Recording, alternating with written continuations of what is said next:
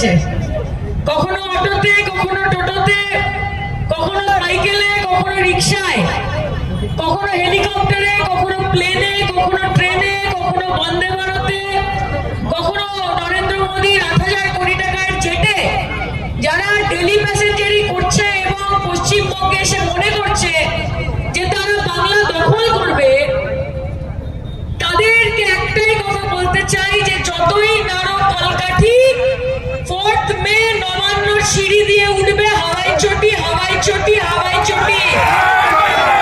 কোনো বহিরাগত দিল্লির বাবুর বুট নবান্নর 14 তলা দিয়ে উঠবে না। আর যারা বলছে যে 21 राज्य हमारा है फिर भी चैन नहीं गंवारा है, उस दिन का सपना देखते हैं कब जाकर ये कह सके कि पश्चिम बंगाल भी हमारा है।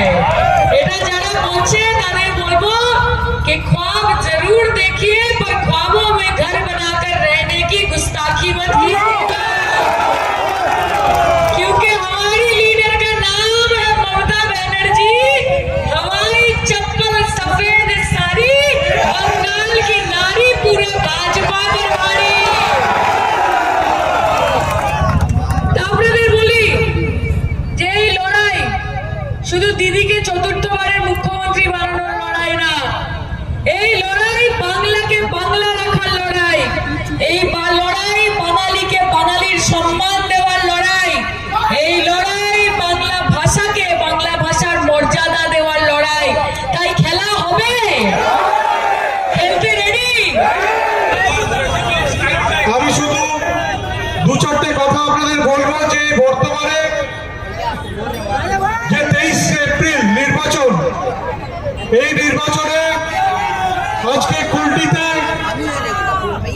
যে বিধানসভা নির্বাচন, সেই নির্বাচনে আপনারা তৃণমূল কংগ্রেসকে ভোট দেবেন, মমতা বন্দ্যোপাধ্যায়ের হাত শক্ত করবেন। এর আগে আপনারা বক্তব্য শুনলেন এবং আমরা একটাই কথা বলছি যে বিগত 5 বছর কুলটিতে যে উন্নয়নটা আটকে গেছিল, কারণ এখানে তৃণমূল কংগ্রেসের বিধায়ক ছিল না, সেই উন্নয়নকে আগামী দিনে ত্বরান্বিত করার জন্য মমতা বন্দ্যোপাধ্যায় প্রার্থীকে ভোট দিতে হবে, তৃণমূল কংগ্রেসকে ভোট দিতে হবে।